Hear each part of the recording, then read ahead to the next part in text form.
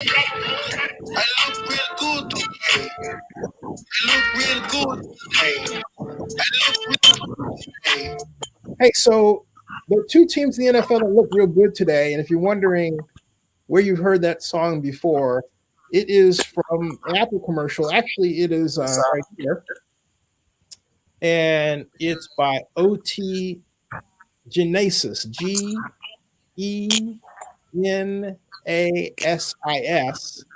uh, and it's a pretty cool song that I happened to Shazam, which was because I was watching the Apple commercial and I thought I want to find out more about these songs, right? So that's what I did. Anyway, the Rams defied my prediction. They were supposed to lose 24-10.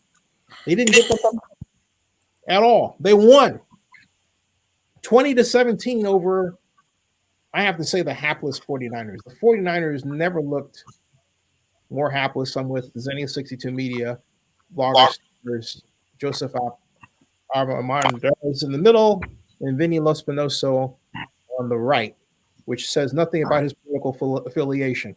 So we will start at the far right, Vinny. Far right, huh? Yeah, I'm not right. Especially, I'm not even close to right wing. But first off, I want to say that both of these, it looked like we were going to see a Chiefs 49ers rematch. For a good portion of both of these games, it really did look like we were going to have that. But both of them ended in blown leads, especially from the Chiefs. Like, they were almost a completely different team after the first half. Like, the first half, they were firing all cylinders. It looked like their offense was on tempo. The defense was able to stop Joe Burrow and the Cincinnati offense. But then, on the last play of the first half, and especially throughout the entire second half until the last few seconds of the fourth quarter, the Chiefs' offense looked, poor. Their defense couldn't stop a cold. And, they end up sacrificing and allowing 21 unanswered points. I mean, they eventually were able to tie the game up and send it to overtime. But even when the Chiefs had the ball in overtime, Mahomes threw the ball too far, ended up getting picked off, and the 49ers were able to – not the 49ers. The Bengals were able to go down the field with Evan McPherson, kick the game-winning field goal, and hot damn, the Bengals are in the Super Bowl. Like, talk about I know everyone's going to be talking about the Chiefs in this, and how bad the Chiefs were in the second half, and how they failed their opportunity to make to a third straight Super Bowl appearance. But I think we should talk about the resilience of this Bengals team. They were the worst team in the league 2 seasons ago, and when they were still last in their division last season. But this year, and even in a tough division, with a little bit of luck, but also the dominance of how they were late in the season, even early in the season, they won their division. They finally snapped their playoff drought in the wild card round against, unfortunately, the Raiders. And then they won their first ever road playoff game, when an upset against the 1-seeded Titans. And then in a historic comeback, they came back. It was a historic comeback, tied with the 2006 Colts. Came back and won against the Kansas City Chiefs, who represent the AFC the last 2 years, and even won the Super Bowl. And the fact that this Bengals team is able to do this is remarkable. And then when I look at the Rams, this is a team that was put all their chips in for this season. This is a team that had Super Bowl aspirations with them ever since the last several years, but especially since they traded for Matthew Stafford. And it looked like that throughout the entire postseason. I mean, they really demolished the Cardinals. They were up very high they were up by 24 against the Buccaneers, and it looked like because of their mistakes and fumbles, the Buccaneers were close to winning that game. But because of the plays of Stafford and who I think deserves the MVP, Cooper Kupp, they were able to win the game on the last-second field goal by Matt Gay.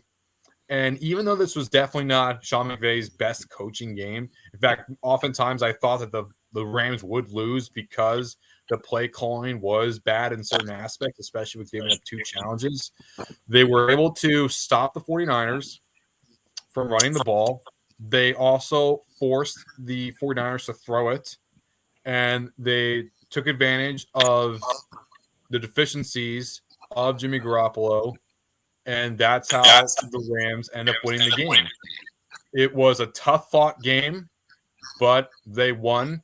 And for the second year in a row, a team gets to represent the Super Bowl in their own home stadium. Granted, they're technically the road team, but this is in their own home stadium. So here we are, a matchup of what I call the Whitworth Bowl. Andrew Whitworth against his former team, and it's also Sean McVay against his former assistant coach, his former quarterbacks coach, and Zach Stacy.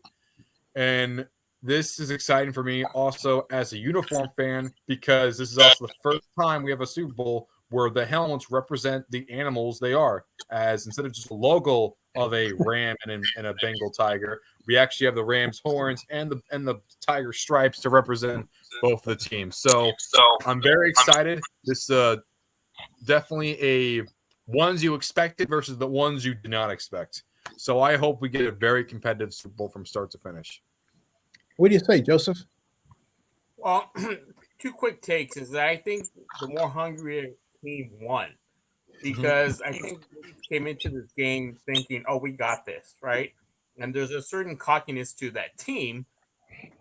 Granted, maybe it's well deserved, but they came and played a underdog team that was just extremely hungry. And when you see Joe Burrow play today, he played to me like a veteran. How many times was his pocket collapsing and he scrambled out? The last plays that he had where he scrambled out, it looked like one of the linebackers had grabbed him by the left leg and he jump stepped him. He didn't turn around. He felt that. I mean, it was remarkable. This is a hungry team. I think Joe Burrow is right now, and he's a youngster who's playing like a veteran. I was so impressed with his scrambling abilities, because we think of Joe Burrow as a scrambler, but when you saw those pockets collapsing and you see him coming out of that, to me that told me who wanted the game more. Was more hungrier, and it turns out the Bengals were. Yeah. What about the other game? What about the other game, Joseph? Well, I have a personal thing about not wanting any other LA team to win the Super Bowl, since my beloved Oakland Los Angeles Raiders won it in '83. So I did not want the Rams to play. I was hoping the 49ers would play. And I actually thought for a moment when they lead 17-14, they were going to be able to hold the Rams with their defense with was it Joey Bosa or Nick Bosa, right? Nick Bosa, yeah. Yeah. And so I know he was playing really well today. And unfortunately, again, I think the better team won overall. But I did have hopes that the 49ers would somehow try to maintain the lead and win it all. Okay, so now that the season is almost over, what surprises you the most about it? The season. Yeah. Go ahead, Vinny. You were kind of chopping off as any. What were you trying to say? Now that it's almost over, I apologize for the distortion, folks. I don't know what's going on. Mm-hmm. But now that the season is over, what surprises you the most?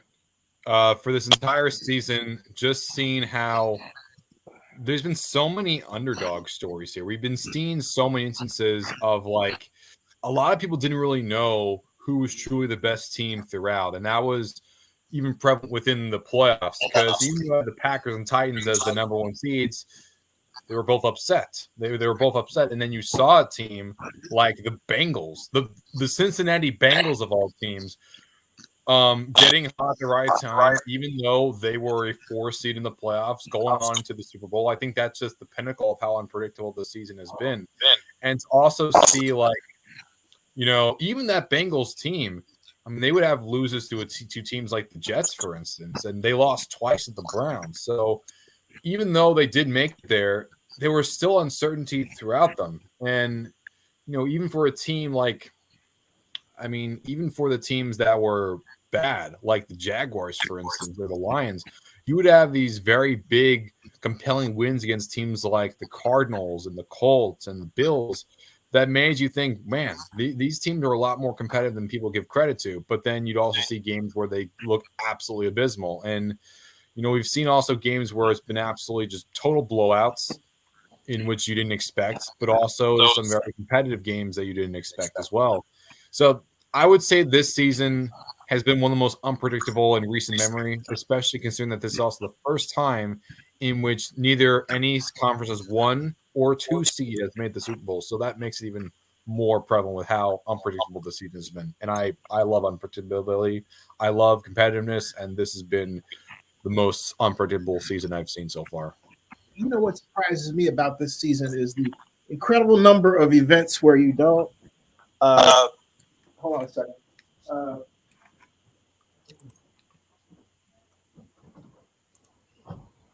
You don't understand, or I don't understand. And I don't understand. I don't understand why we have had, and maybe as I think about it, I do, so many games where, sure, you have, you have a statistics where they're throwing it all over the yard, right? Mm-hmm. But the passing is piss poor. I mean, Aaron Rodgers alluded to that in an interview where he said that the passing isn't the way it used to be. He said the game has changed. Mm-hmm. And I think maybe because the people he was talking to wasn't sophisticated enough to want to go in that direction in the conversation, we were, or at least I was deprived of a full conversation. I have to hunt him down and see if I can get one regarding what he meant. But I believe that the problem can be distilled to this. We have a number of superhumanly fast defenders in the NFL playing in conventional defensive formations against conventional, for the most part, offensive formations. And yet what they're asked to do within these sets and plays is such that they can snuff out that play quickly. And so what you're left with is an unusual string of plays where linebackers were catching balls in flight and returning them for touchdown in ways that we would always dream about in the past, right? Mm-hmm. See someone throw that flat pass, you think, God, I can just get that, right? But now they're doing it. They're actually getting those flat passes, and they're bringing it back for touchdowns. There is a TikTok video of a kid actually around here in Georgia somewhere. He started off at safety, anticipated the snap, got up a full head of steam, and by the time the ball was snapped, the quarterback pitched out, routine pitch out to the running back in the 3 position, which is kind of like, this is the quarterback, all right, right here. The 3 position is over here. So he gets the ball and he pitches it this way. By the time the quarterback pitched it this way, that guy flew in and caught it. Mm-hmm. He caught it and he ran for a touchdown. I've never seen that before. But now you have people who are in their teens coming to the college and NFL ranks who can do that. And the first generation of players who can do that are making themselves known in the National Football League. Mm-hmm. And it completely changed the course of play such that there are certain passes, you can't throw any pass and assume it's the same pass anymore. You really, if you don't think about it. So you really have to be strategic and pointing. A lot of teams are not. They're just throwing. And as an example, look at the 49ers, how they didn't even bother to throw downfield. No, it's been an issue. Like, it's been a lot of short passes for them. But they didn't even bother to try to throw downfield. And when they did throw short, it was behind the line of scrimmage, and they were getting creamed. And Definitely. I thought, wait a minute, why don't they throw seams? Which means, in my way of thinking, you don't have the receiver running straight up, runs straight, bends to the out a little bit, and then comes back inside. That's a classic Bill Walsh move. And you throw that pattern, right? In other words, you are having the receiver make moves to create space to get the ball so that it's less likely the ball is batted or intercepted. But what they're doing is they're just throwing the ball. They're just throwing the, and I'm thinking, how are these people getting jobs? And then we turn around and here comes this Josh McDaniels. I don't mean to go off on that, but I had to. Yeah, I'm still annoyed by that too. Bisaccia, I wanted to make my comment here. Go ahead. I feel bad for Bisaccia. I mean, this guy, despite everything up against him, was able to take this really just broken team who has dealt with, their head coach forced out. Several of their players were had to be cut because of off-field incidents. And they won 4 overtime games, and it was gritty throughout the entire strength. But I mean, he deserves to have a head coaching job with the Raiders. And as much as I want to see McDaniels do well, I think this was not the right move. Joseph, I agree with that, Vinny. But when I was telling Vinny privately earlier today, was what do you expect when you in my only have an owner who I believe has some insecurities and stuff to the legacy of his father, and he's too flash when he has in place now seems to be working, and all we have to do is tweak it a little bit. That's my opinion. And getting back to season in review, I think that this season of turmoil and drama. And all this turmoil and drama were off the field situations. We got Henry Ruggs, Damon Arnett. Look at Aaron Rodgers. He lied to his hope about being vaccinated. He politicized this. Cole from the Bills politicized the vaccine. And all these players have gotten sick and probably spread it to other people. So to me, it was a season of drama, of turmoil. Also included with that, what you and Zenny were pointing out about the inconsistent plays throughout the whole season. Yeah, I mean, it's been crazy. Hey, Bill, I will toot the horns and ring the bells because Bill's one of the clientele. So, Bill, I was trying to play the gang a little bit there. First of all, what do you think of this matchup? Rams versus the Bengals. We saw the Bengals.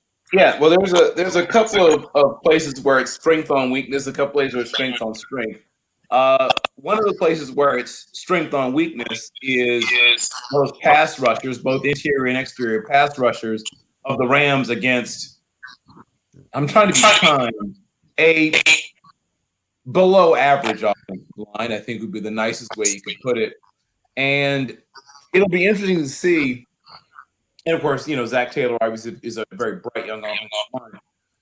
What workaround you end up creating or going with to try to eliminate, game potential of Aaron Donald? Because we've seen very recently, even though he may have only had really one big play, he made it at the exactly right time. A guy like Aaron Donald is essentially, it's like, when you have a line of hand grenades in front of you and one of them has the pin out, but you don't know which one. So you may pick up an hand grenade and you're fine. But eventually you might pick up one of the hand grenade pins pulled and you get blown up. At some point, Aaron Donald goes all Aaron Donald. The only question is when. Hey, Bill, who did you see winning the conference championship games today? Well, it was funny because I felt very, very smart at first with both of them. And both, well, in the case of the Rams, it was sort of scary to me and they ended up winning. In the case of the Chiefs, they didn't adjust to the adjustment. And that's very often what happens. And people criticize Andy Reid about this, going back 20 years, 20 plus years. Because very often with Philadelphia, they would get off to a great start. They'd have those scripted plays that are boom, boom, boom, moving the ball right down the field. And then when the other team adjusts to your adjustment, now what? And so that was something that they struggled with again today. and also, uncharacteristic mistakes and errors. And I'll just say it. Why do you not get the ball to Jerick McKinnon more? It doesn't make any sense to me either. I don't dislike Clyde Edwards-Helaire, and I know you spent a first-round draft pick on him, but he's not terribly explosive. He's powerful and he's reasonably quick, but he's not explosive. He's not going to make people miss and then go 40 yards. That's just not something he can do. He's not that kind of athlete. But Jerick McKinnon is. You don't have to do a lot, really. I mean, if you get him the ball in space, good things happen. And when they did, good things happened, and they just went away from it for reasons I will never understand. The running game was working fairly well for them, at least at times, and they abandoned it, I think, a little earlier than necessary. I mean, there's all kinds of things that were working for them that, whatever reason, they didn't run a lot of mesh concepts that I thought would have given or created opportunities. And obviously, they played a lot of zone. Not, people always play a lot of zone against Kansas City because you kind of have to. But they did play a little more man-to-man at times, and they should have taken advantage of that every time. Every time they man, look, you have to be more aggressive and do something with it. And then the funny thing is, when they were being more aggressive, it wasn't against man. I mean, it was very strange how when they tried to really go for it, they were often doing it against looks that were designed to take away big plays. So there were some odd things that happened with Kansas City. And the way this game shapes up, now it's come down to the Rams and Bengals. For the things that I think will matter, one is obviously, the trenches. I mean, it's a cliche, but it's a cliche for a reason. The team that can more consistently control the line of scrimmage, right, and reset to some extent the line of scrimmage is going to probably leave with the W. And then obviously, oh my God, I'm whipping out all the old hoary chestnuts, but yes, turnovers, right? I'm pretty sure, like so many other times, a team that has a clean run has either no or at the most one turnovers. Takes care of executing those moments when you have to execute. And that's why I didn't believe in the 49ers. I picked against them. Finally, I was right. I picked against them in every round of the playoffs, and eventually it worked. Hey, the third time's a charm, I guess. Yeah, well, I mean, because, and once again, I have no personal animus regarding Jimmy Garoppolo, but I always know that at some point, the fact that Jimmy Garoppolo is your quarterback is going to catch up to you. Yes. And eventually it does. I have to say one thing. This is the first time I have been 100% convinced that Jimmy Garoppolo, actually not the first time, the third time, is afraid of success, because I was trying to think of why he makes certain plays psychological. Like, for example, on 3 occasions, almost throwing the ball into the waiting hands of a Rams defender. Mm-hmm. And I'm a person who likes to lean on scheme and say, okay, maybe we shouldn't have called X play out of Y formation and put him into Z position. Yeah. But even when you think you've got X play right, okay, but then he gets flushed out of the pocket, but then he does something that's uniquely him. Yeah. Yes. And it takes away your ability to want to explain away the error, because it's him deciding to throw a football where a defender is standing. You're thinking, hey, number 5 is right there, buddy. Did you see? How come you missed him? And a couple of those things we're talking about, he had opportunities either to get it, check it down, get it out of his hands, or just. But here's the thing, Bill. Sidelines. You don't have to try to get the ball down. But in that instance, he didn't have a check down too. All right, and I hate that because we tend to come down to these Bill Walshisms for plays that have nothing to do with Bill Walsh's design. There was no check down. He was running out of the pocket. He thought there was a receiver was coming across, was open. That receiver was actually running into Ramsey, but Jimmy didn't see him. And so ultimately you have to blame Kyle, because in Bill Walsh's day, and I'll never forget when the catch happened, and there was a cacophony of questions about, wow, this is a genius play and everything. But then prior to that, people said, oh, the Niners were just lucky. No, the Niners rehearsed that. And as much as people want to keep saying now, even though Jimmy Garoppolo, Hold on a second. The Niners rehearsed that. And the reason why I emphasize that is because the 49ers clearly do not rehearse their situations like that. Otherwise, Jimmy would not have made those errors. Okay. So, Well, no. sometimes you can rehearse something and still people make mistakes. Yeah, that's but true. Look, I don't believe they. I'm sorry. The reason why I emphasize that I don't believe they practiced it is a conversation I had at a league meeting 5 years ago regarding with Gruden regarding the time that was taken away from coaches to actually practice plays. And I, at the time, didn't have a feel for how severely bad that was until I started watching how the play had changed. Okay, so my point is, Bill, they apparently don't have the time to do that. Like Bill Walsh used to have the time to do that. Are you okay? Because you're rotating your head like you're a bobble. But my whole point. I mean, obviously, you don't have as much practice time as you used to. I think we all know that. But you still can drill situationals, right? I mean, teams still even if you have to do it faster, you don't have as many reps as you used to, you still work your situationals, right? That's what Thursday, assuming you don't have a Thursday night game, that's what Thursday's partially for. So, I mean, I've been watching Jimmy Garoppolo since high school, Zenny, right? I've been watching the kid since Romeoville, right? I've been watching him since he was 16 years old. I have a pretty good sense of what Jimmy Garoppolo is and is not. So there's a pattern in his play. And he's been in multiple systems for me, it's like 11 years in. So I think you can work on some of these things and maybe help him with some of these things, but there is a part of Jimmy Garoppolo that breaks in certain situations. I don't think you can lay it all at the feet of a play caller or a play designer. I think a good amount of it needs to be laid at the feet of Jimmy Garoppolo. And here's why I as I talk to myself, I disagree. And I disagree because that situation in particular can be rehearsed where you're rushing out and setting up a situation where a defender's standing there. All I'm asserting is the 49ers didn't rehearse that. Okay?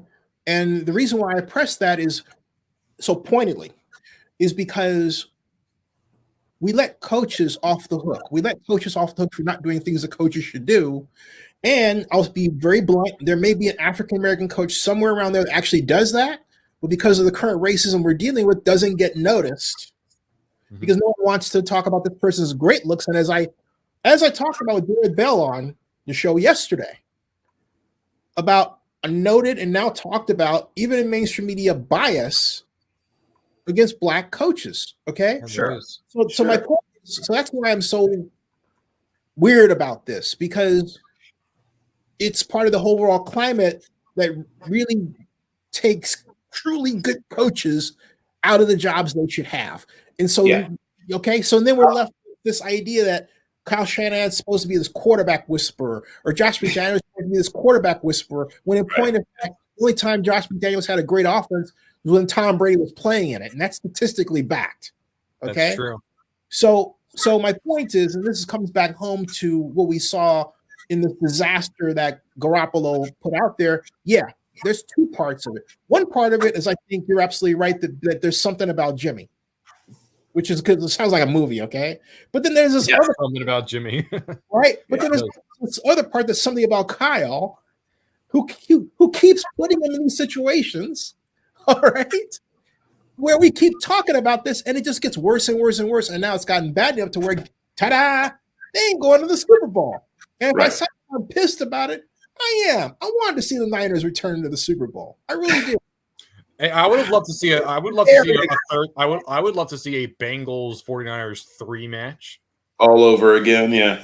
Well, but some of what you're saying, I can sort of understand, Zenny. But even if the play design is flawed, and I'm more than willing to go with that. You're a professional quarterback and have been one for quite some time. You know the down, you know the distance, you know the situation of the game. You've broken the pocket. You've got room. You might be able to run for a little bit, but even if not, get the ball, hit a trainer in the head with it, right? I mean, like there's things you can do to take a bad play and not make it worse. And my point is that Jimmy Garoppolo, at exactly the wrong time, takes a bad play and makes it worse. And it's a pattern that's established in his quarterbacking. Going back, I mean, like I said, I've been watching him since he was 16, right? And he was a very good college quarterback, but I saw him go down to Bolingbrook, right? On, you guessed it, a back-breaking interception in the red zone. So I'm just saying there's an established pattern, and I keep seeing it over and over and over and over again in all these different situations throughout his career. So why do you think he keeps doing that? Well, I think it comes down to two things.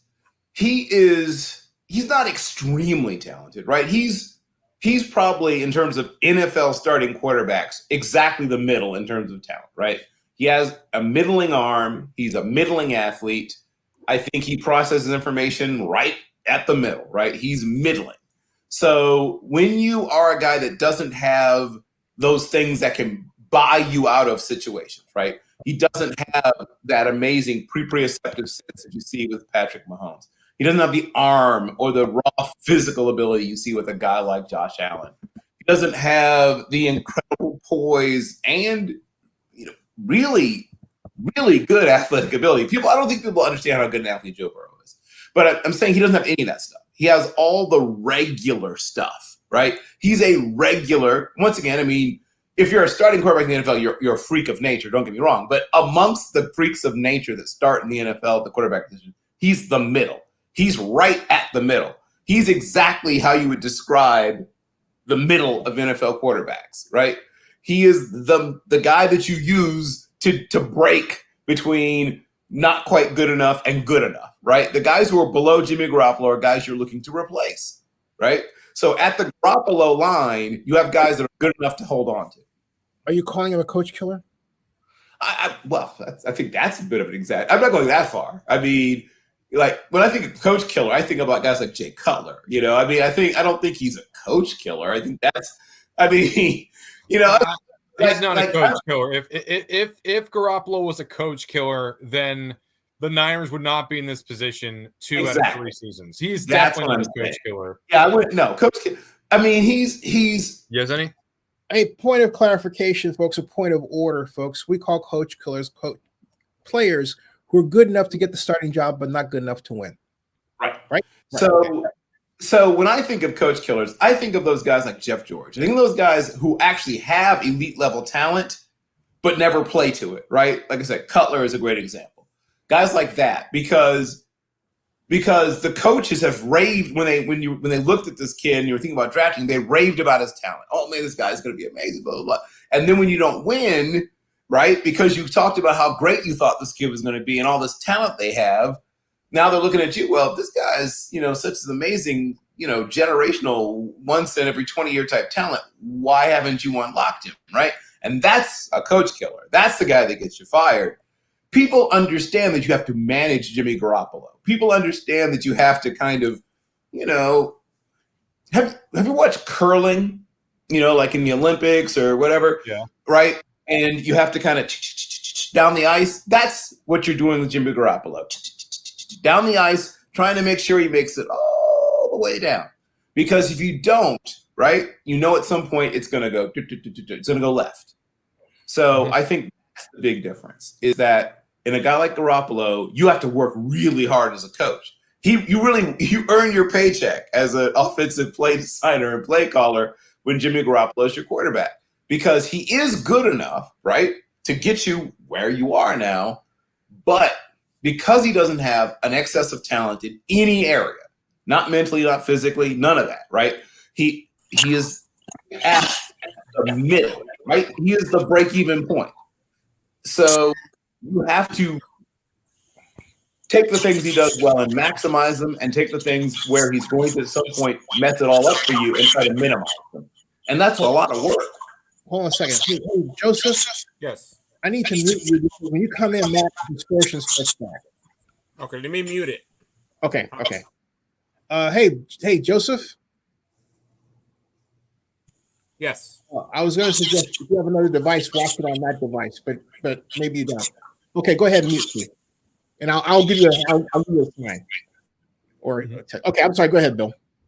No, I mean that I basically said what I was going to say. Just that it is much more work, right, than if you have Josh Allen, if you have Patrick Mahomes, and if you have Burrow. Really, all the other quarterbacks, quite frankly, that made it to this point, right?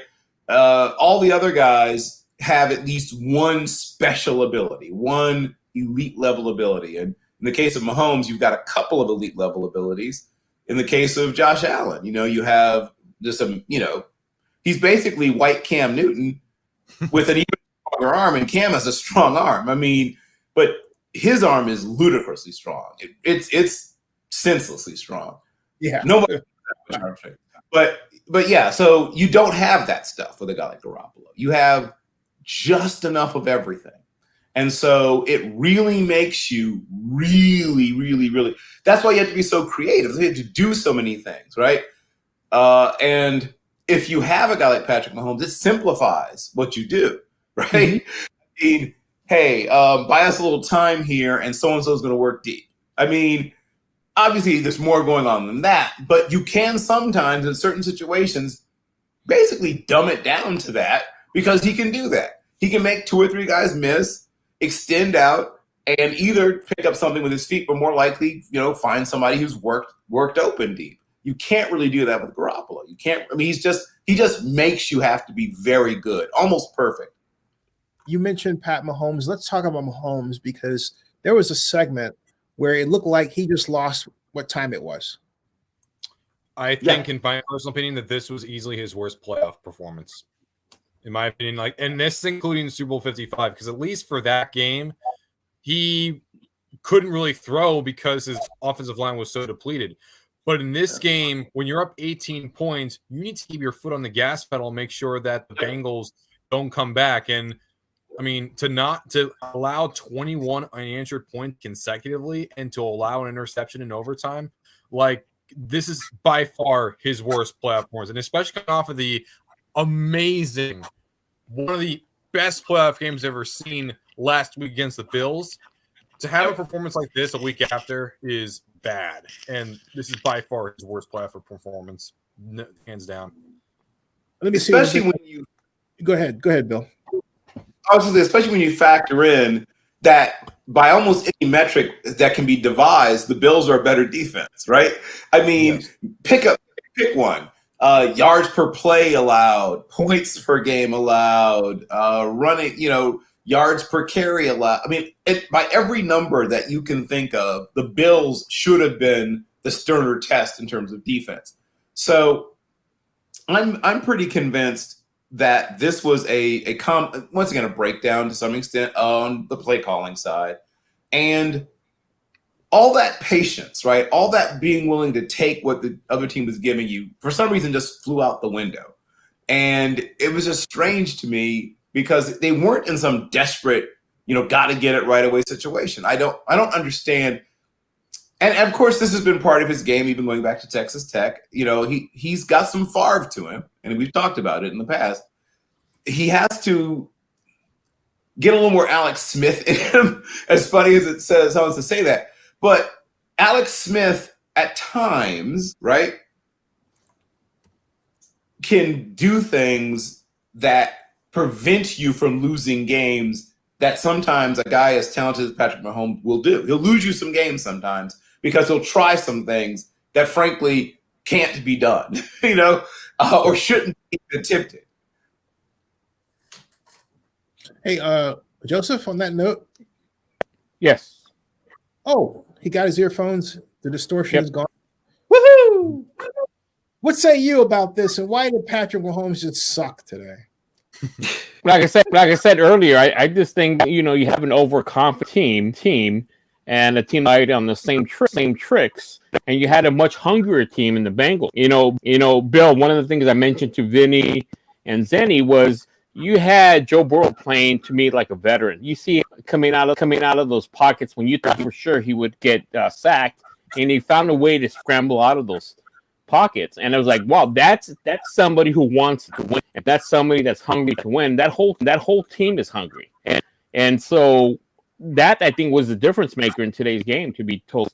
And you can't not bring up the play calling, as Bill was mentioning with regards to another team. But I think play calling is a big that we're seeing throughout this whole season. Personally, as a Raider guy, I thought if the Raiders had better play calling, we would have been in the AFC conference. Because I think plays and some of the play calling was horrific.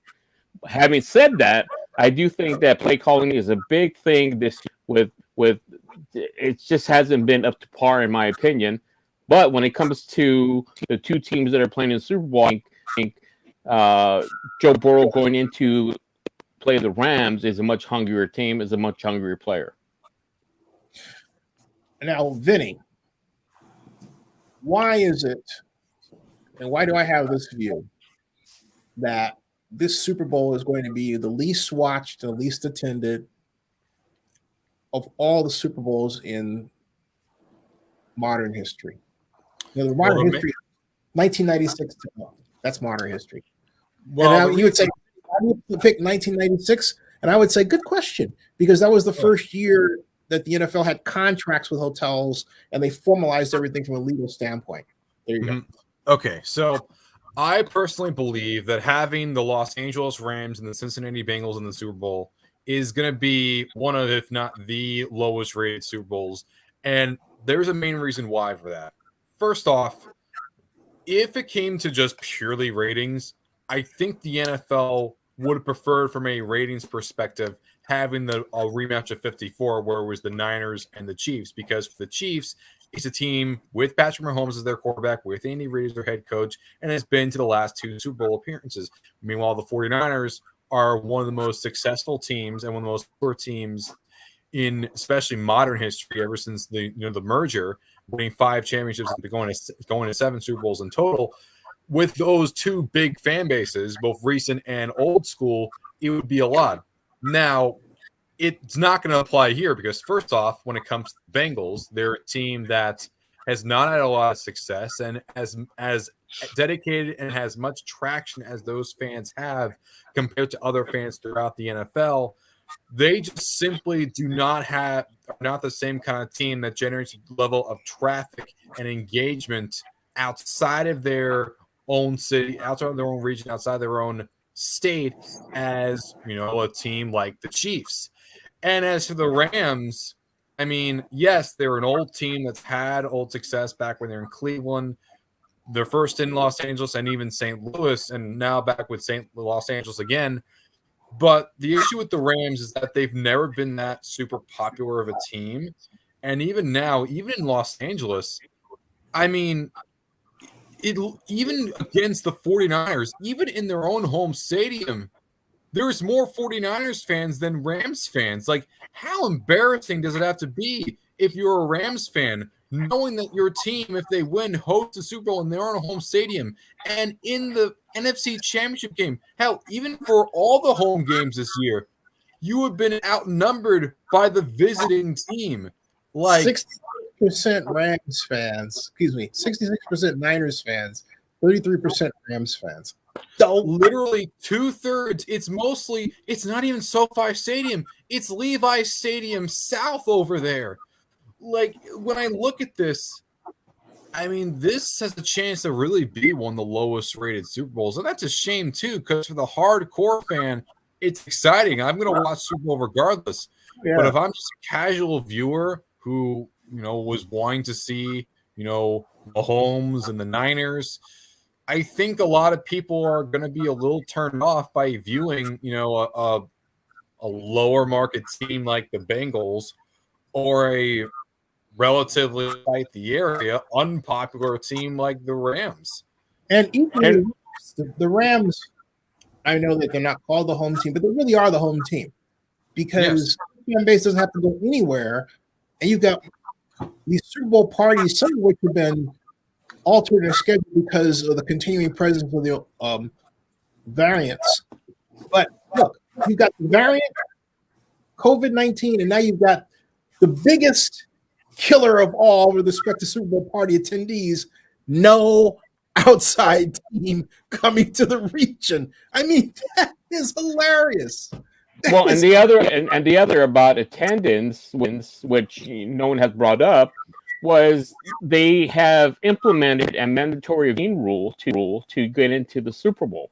Now, that was the case earlier in the season for SoFi Stadium because of the huge spikes in the variant in LA County. They've implemented that, and so I don't know if that's going to play a factor forward. I don't know if everyone realizes that going into that stadium for Super Bowl that you're going to have to show proof of vaccination. No, I mean, I've got my 4, but I'm decided to stick around. But my whole point is that, and Joseph, you're absolutely right, but I have never seen a Super Bowl other than Tampa. And even then, fine. But it doesn't matter. Let's talk about today. All those people, all those parties that are planned. Has anyone ever been to a Super Bowl party? I was actually at 2 in my life. I was one when I was like, I was at one when I think I was at one when I was like 6 years old, and then I was at one my freshman year of college. At the Super Bowl city. Oh no, it was like parties celebrating at the actual city. No, I've never been there. Even when the Super Bowl was in New York City, I didn't go there. Okay, so basically what happens, I just break it down the brass tacks, okay? Mindful of the fact that we have a slightly limiting capacity that an algorithm can stick in a second, so I have to be very careful, okay? Mm-hmm. I went to P. Diddy's party in Detroit. This was way back in 2006. Bill, wake up. And so I'm here. It's P. Diddy, man. It's P. Diddy, man. P. Diddy. Anyway, the whole point is that Sean Combs. And you go and you wait for P. Diddy, and P. Diddy basically, if he showed up, I never saw him. They kept saying, "Well, he's here. He's upstairs. Well, can we go up and see him?" No. Well, you want to pay an extra fee? No, I don't. And this goes on. But my point is, they get you roped in because you think the star is going to be there. But they set it up that way because they think that you're in town for the Super Bowl. But heck, if you're just a townie, you're not going to go cross town to see P. Diddy. You're not going to go in. You don't care. Okay? It's like P. Diddy, eyes roll. And that's exactly the situation that's set up. And it's absolutely hilarious. People are going to have all these parties with this major hype. And for those who walk into the room, they're going to be severely disappointed. That's the fact, Jack. It might be better just have a virtual event. That's how bad it is. I'm serious.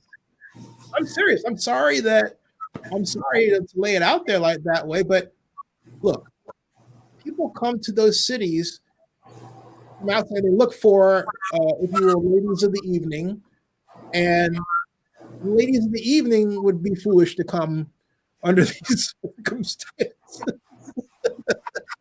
Hey, I'm pass it. I wouldn't press it by them. I mean, you see all stupid, silly stuff with the variant going on. I don't think that's going to deter. To be honest. I just can't see this. I'm not saying this with glee. It's just funny because it's a strange place to be in. And the NFL wanted this big coming out party for Los Angeles, right? But it just doesn't look. If someone disagrees, that's cool. But I mean, I just think it's absolutely hilarious. What, Bill, you're in the NFL draft veteran. What do you think About which part?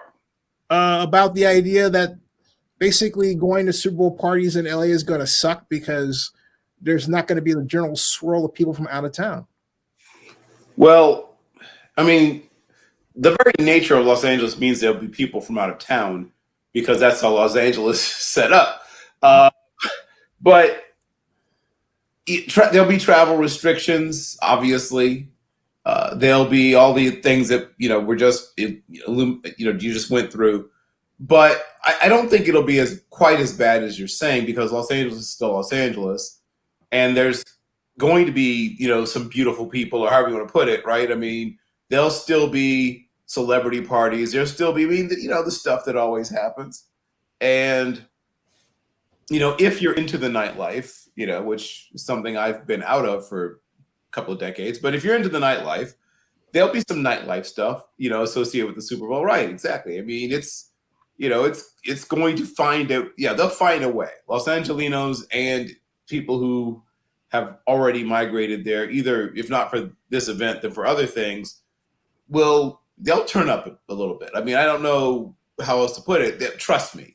I don't think it'll be, like they won't be rolling up the sidewalks. It will be crickets. Right. I don't think it'll be quite as bad as you might be imagining, Zibby. No, I mean, I there will be a lot of parties and people will attend, but it won't be in years past. And the other deciding factor that's no one brought up, which may sound silly, but you have an extraordinary halftime show. Yep. That most people would want to do. Dr. Dre, you have Eminem, Snoop, you have Mary J. Blige. This is going to be probably one of the biggest halftime shows that ever performed since Prince did it. And you have people that want to go just for that reason. That's true. Joseph does bring up a good point, because keep in mind, the Super Bowl is not just a football event. A lot of us are just thinking about just the football. But what is another reason why people watch the Super Bowl? They watch it for the commercials. They watch it for the halftime show. They watch it for the spectacle. Again, it is the most watched television event in the world every single year, and it's basically a de facto national holiday for us. And it's a big reason as to why the day after the Super Bowl is always the most common, off day for work.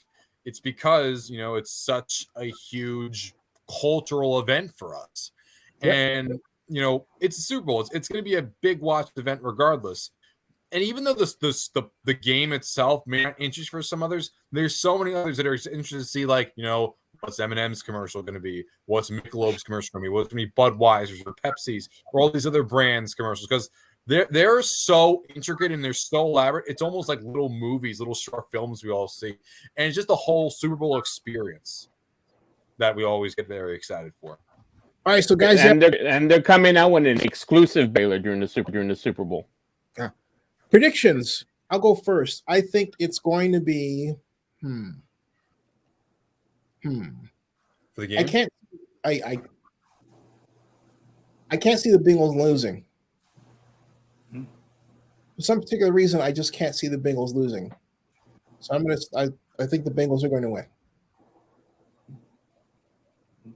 Well, I'm taking the Bengals, but I wouldn't be surprised if the Rams pull it out, because one of the things you have is a lot of great veteran players who have been there before or been in similar circumstances during the playoffs. We have a rookie quarterback and a young team. But as I mentioned before, they're a very team. It improved it today. You see the plays that came out of them. So I do want the Bengals to win. So I do want the taking the Bengals, but I wouldn't be surprised if the Rams. Bill? Yep. Well, when I look at this, and I'm going to go back to some of the things I guess I said when we first talked about analyzing this.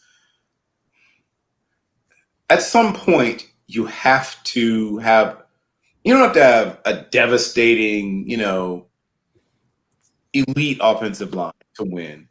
But at some point, there's going to be plays where they're going to break down. And Joe Burrow, takes way too many hits already, right? Luckily, he's young and resilient. But I just can't see that offensive line matching up. I mean, at some point, Von Miller, at some point, Aaron Donald, even guys like Greg Gaines, I mean, they have a fair amount of talent on that defensive line. And though Eli Apple has sort of unbusted, right? He's gone from being a flat out, surefire, yes, this guy's a bust, to someone who's a solid contributor and a pretty darn good defensive back. But He seems to give up at least one big play in every game. And this team that he's facing, I think, will pick on him a little bit. Mm-hmm. I just have a feeling that, it's going to be probably about still a close game, 3 or 4 point game. But I just think the Rams have a little bit more of everything. Right? Their running backs are not super household names. They're not superstars or whatever, but they're very productive and they keep them fresh. The only thing that concerns me really about the running game is the tendency that we've seen a little bit for Cam Akers to fumble. But other than that, they both can catch the ball. They both are solid in blitz pickup, and they both can give you extra yards after contact that are everything. If you want to try to be a successful run game, you have to have guys who can break tackles or avoid tackles.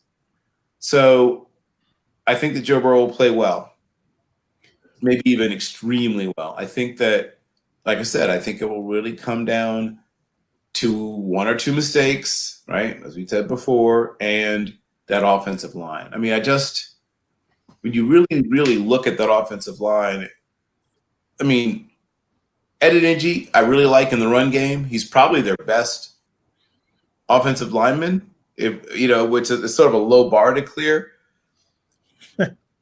But I just feel like there's going to be some, jailbreaks a couple of times.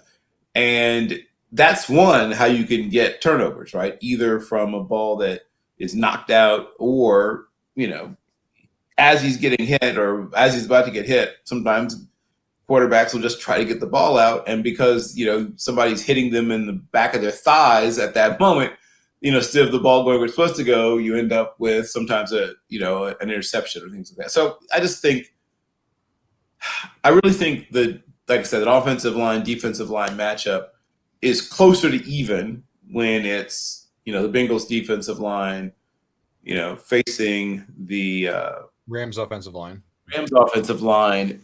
And I really think it's a bit of a mismatch. In fact, it's a fairly significant mismatch when the Rams defensive line is facing that Bengals offensive line. So, Bill, I'm sorry, Vinny, what say you? Normally in situations like this, even when it comes to the favorite, I'm a little bit more lenient towards the underdog in the situation, especially when I see how resilient this Bengals team has been, how gutsy and how aggressive this Bengals team has been, how hungry this Bengals team has been. I mean, especially coming down 18 points and being the defending 2-time AFC and Super Bowl champions is huge. But even in this situation, I have to go with the Rams winning this game, albeit closely, because you have all these players on the Rams that are here to win and to win now. You have Aaron Donald and Von Miller, 2 legendary defensive linemen. You also have a great quarterback in Matthew Stafford, who knows that everything is on the line if he wins. With Burrow, it'd be nice to have, but it's not going to be the end of the world. But for when it comes to Stafford, I know for damn sure, especially with all of his years with the Lions, he really wants to change the narrative of what people perceive him as. A lot of people view him as like, a guy that's a stat shuffer and everything, when a lot of people, including myself, have always viewed him a little bit better than that. I think for him in particular, he's going to want to see if he can really maximize his potential. And especially when you have Cooper Kupp there and Odell Beckham Jr. there, it's going to make the game a lot easier for him. Now, I especially am talking about the defensive line when it comes to the Rams because, like Bill said, the Bengals offensive line is going to be a major Achilles heel of this, of this Bengals team. If the Rams are able to rush and go through the line and make Burrow commit, turnovers potentially, that's going to be the major focus of this game. That's going to be the major turning point of this game if they're able to achieve that. But if the Bengals are able to rush and run well against the Rams, they will be able to win this game. But because of just the veteran experience and how determined the Rams team has been and how this has been a title or bust season for them, as major as a story has been for the Bengals, I feel like it has to be the Rams winning this game. though I see the Rams winning this game. But if it was the Chiefs, I would have seen a bit more even. But because it's the Bengals there instead, I'm gonna go with the Rams. You sounded conflicted, Benny. There was like, Yeah, there is confliction because I do the Bengals have proved me wrong in the times, but at the same time I feel like the Rams will win this one. I'm a little hesitant because it's only by like 3 points, but I see the Bengals on top. No, not the Bengals. I see the Rams on top over the Bengals, and especially considering that second time around I think Sean McVay is going to get the win here in Super Bowl 56. Okay, so Joseph, we come to you. Well, I just mentioned it. I do think the Bengals are going to play. I want the Bengals, but I think that as much as I want to win, and I think they're hungry and have that it factor. I think with everything that the Radiant are bringing to this game, as both Bill and to. I do think that the Rams very well might win this game, but I am rooting. So, folks, as far as our Super Bowl coverage is concerned, let me explain to you exactly where we are. I'm credentialed for week of game activities. However, my mom, which I'm here, is still at a place where I'm not comfortable leaving. I've asked Joseph to attend the Steinberg party, but for reasons that are sound, he doesn't want to do that. And I don't blame him. It's called Omicron, folks. And I'm really of the mind that we had a pretty good run of virtual events here, attended by the ranks of you, the lots of you. Yes. You all. Thank you. Or as my friends say, use all with a crooked elbow. So I'm thinking of inviting yous all. Well, us all. I'm trying to point down this way. Point up to me, and then point down to Joseph and to Bill. Us collectively, we'll try to see if we can speak and all contribute to Zenny 62 Media during Super Bowl Media Week, just like how I did last year. That's a good idea. And they'll have press releases and everything. And I'm intrigued because, look, maybe somebody can tell me where we are. Where are we? Because Earth. Are we getting over the virus? I don't think we are. Are people just trying to? What the heck is going on here, Bill? What is going on here? Do you know? With COVID-19, I mean, which part? With COVID-19 and all the Super Bowl events and people trying to convince us to be there, and it's like, oh man, I don't want to be there, and it's like we got technology, and we got the Zoom, we got the StreamYard, and all this, and what the heck is going on here, man? Right. Well, part of it is, as you said, behavioral.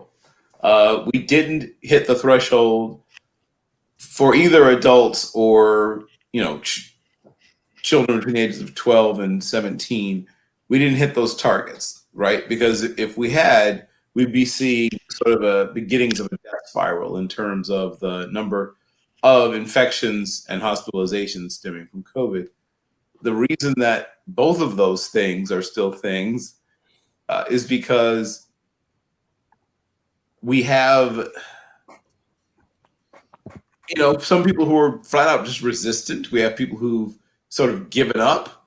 I've done everything I can do. I give up. We've got, like I said, a full-on movement for the first time in the nation's history, a full-on movement attacking and attaching their movements full weight and heft and whatever else, around what would, under normal circumstances or in earlier time, be thought of as sort of a nerdy, ensemble. So in order to, like I said, get this under control, we need to get, another, 10+% of the adult population, probably closer to 20% of the adult population to get vaccinated. And we need people who are vaccinated to still continue to be careful. And if you're wearing your mask, but your nose is exposed, or in some people's cases, if you're wearing your mask and your mouth and nose are exposed, then you're not even really wearing you're not even wearing a mask at that point. What's the point? Yeah. But we have a bunch of people that that will essentially try to pretend that everything's normal, or however you want to put it. And the fact is, everything hasn't gone back to. No, that's why I put up this map. Well, this is from the New York Times and Google. Take a look. On the extreme right are the number of cases, and the right up to basically present day, it stops here at January 29th. It says new cases 0, which is really great.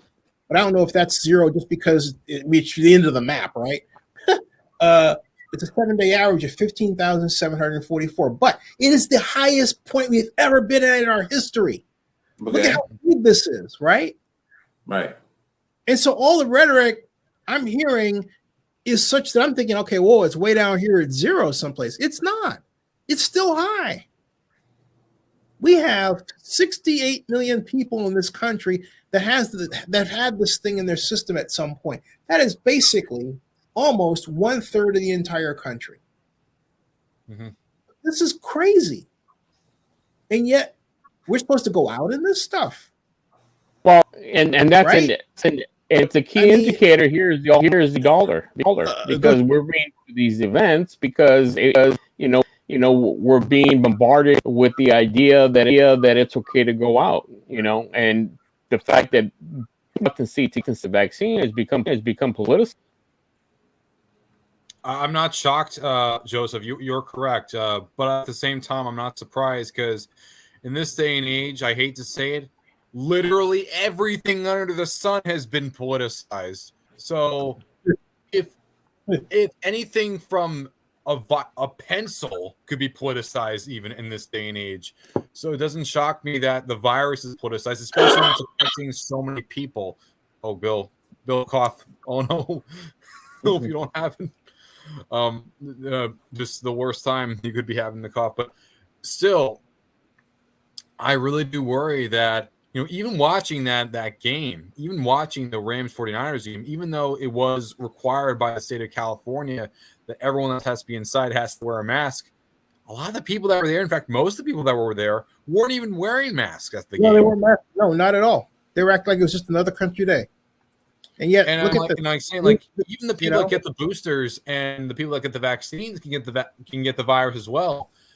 Yeah. I'm especially on the Super Bowl in Los Angeles in a stadium with over 70,000 seats, 80,000 seats, 75, closer to 75,000 seats. Like, we're probably going to see, and we honestly, I would not be shocked if we see an outburst around Southern California. I would not be shocked in the slightest.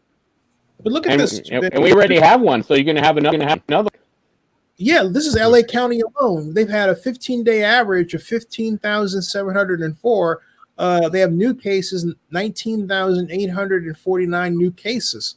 This is, again, the most in the entire history of this virus, and yet we're expected to go out in the middle of this stuff. I remember when we was back to, December, right, here, and, we were getting to the point of not going out, and yet the number of cases is infinitesimally small compared to where we are today. This is in LA County alone. I'm just making that point. All right. It's insane. Yeah, it's absolutely insane.